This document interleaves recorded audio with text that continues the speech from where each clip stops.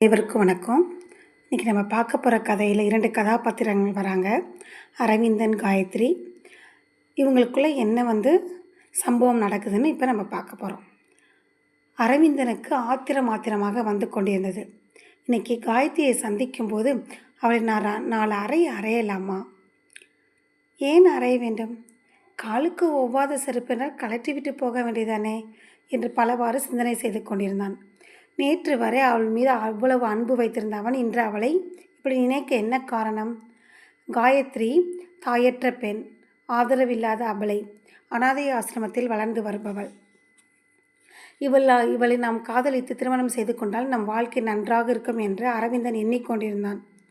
அந்த நினைப்பு எல்லாம் தவிடுபடி ஆக்கியது கண்ணுசாமியின் பேச்சு.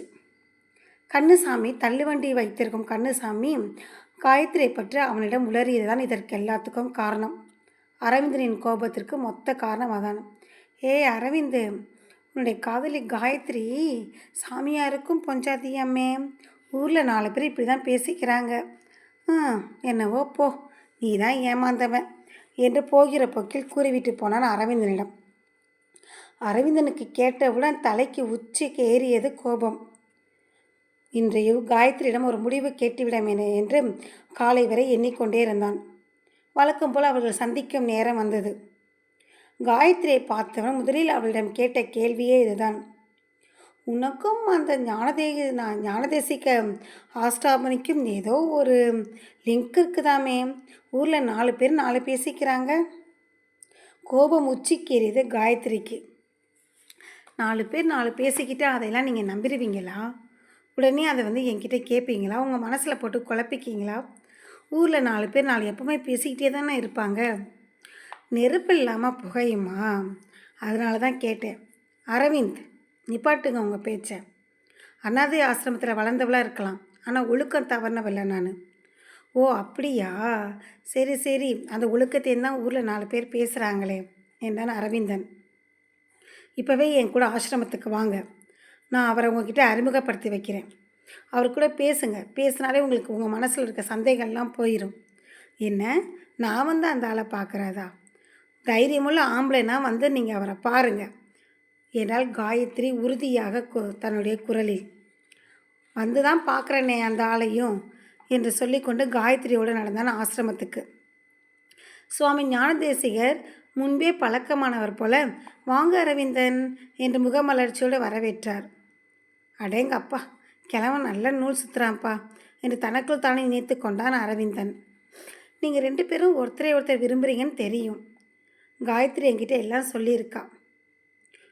இனிமேல் அது எதுவும் நடக்காது என்று தன் மனசுக்குள்ளே நினைத்து கொண்டான் அரவிந்தன். ஒரு குடும்பத்தில் ஒருத்தனை கொன்னுட்டு ஆயுள் தண்டனை பெற்ற ஜெயிலுக்கு போனவன் நான்.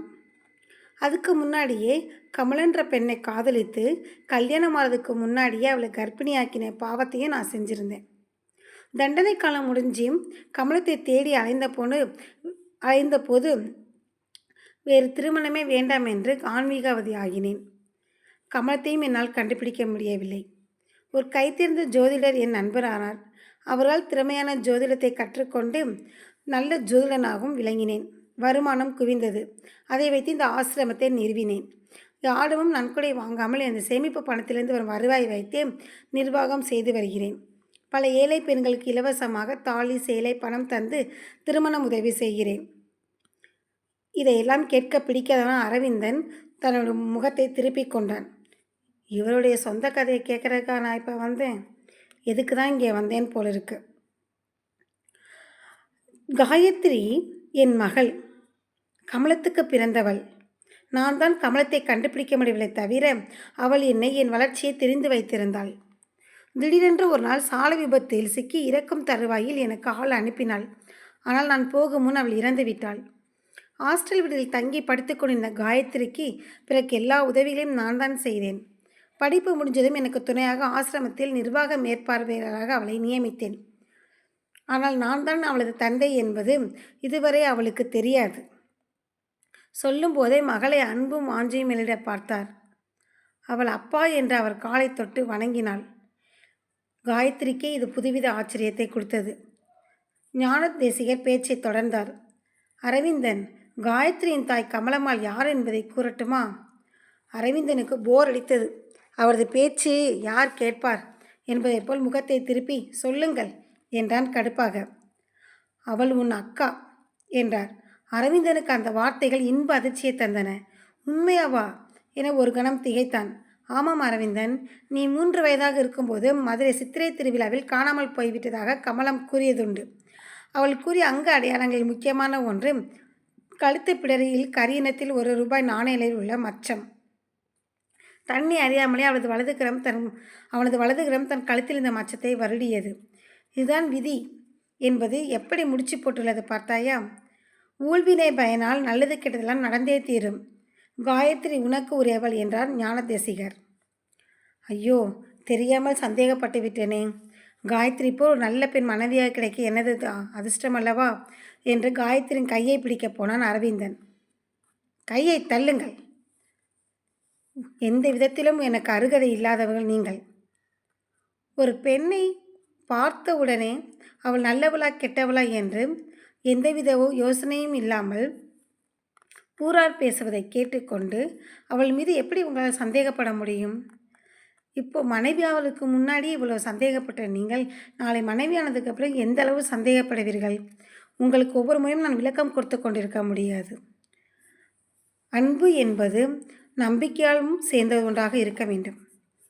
மனைவி என்பவளோ காதலி என்பவளோ நம்பிக்கைக்குரியவளாக இருக்க வேண்டும். அதே மாதிரி தான் காதலன் என்பவனோ கணவன் என்பவனோ நம்பிக்கைக்குரியவனாக இருக்க வேண்டும்.